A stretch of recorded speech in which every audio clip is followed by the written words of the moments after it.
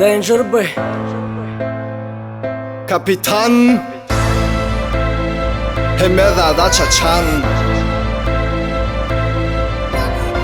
Bu revim açaçan Aydırıp adamken Dinlesen hınlensenim Aydırlan sözümken Durmuş aktı aydırıp Yine de bendimken Hemeda kovu diyerif Aslında derdimken Bu revim açaçan Aydırıp adamken Dinlesen hınlensenim Aydırlan sözümken Durmuş kalktı aydırıp Yine de bendimken Hemmeda kovu diyes Aslında derdimken Durmuş taktı kimsini Sarı posa hancırı Kimsi taptı kapçırı Kimsi taptı gancırı Kimsi taptı savırı Kimsi taptı bağırı Haçaçan yazıp dun Borsun hemen havarı Kimsi kıyızın izini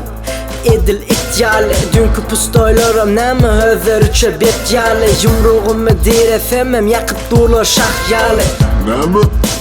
Yakıp durlar şahyali Revimde payıştıdır doğru bana geçana Çenegimi oklasamam hakikatim düşana Kevir gıydın fikrini her duruli tarakano Hakikati yazıp dun edil marakano Haçaçan yazıp dun gelip du dillerime Girsin kelleğine sözüm tikeneklep tenlerine Kimsiyali vaktim yok öykü kinelere 21. asır et ya bizi nirelere Bu revim açaçan Aydırıp adamken Dinlesen hınlensenim Aydırlan sözümken Durmuş kalktı aydırıp Yine de bendimken Hemmedat kovu diyes Aslında derdimken Bu revim açaçan Aydırıp adamken Dinlesen hınlensenim Aydırlan sözümken Durmuş aktı aydırıp Yine de bendimken Hemmedat kovu diyerif Aslında derdimken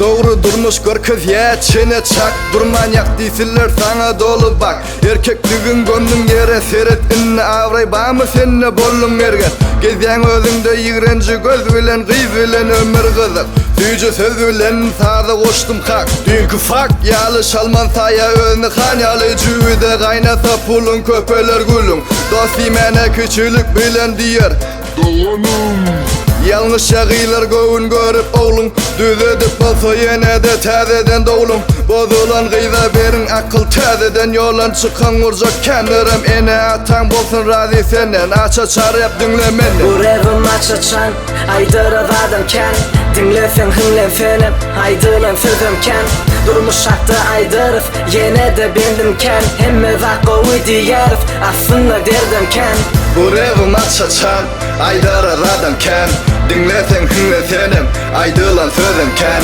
Durmuş kalktı aydırıp Yine de bendimken Hemmedat kovu diyes Aslında derdimken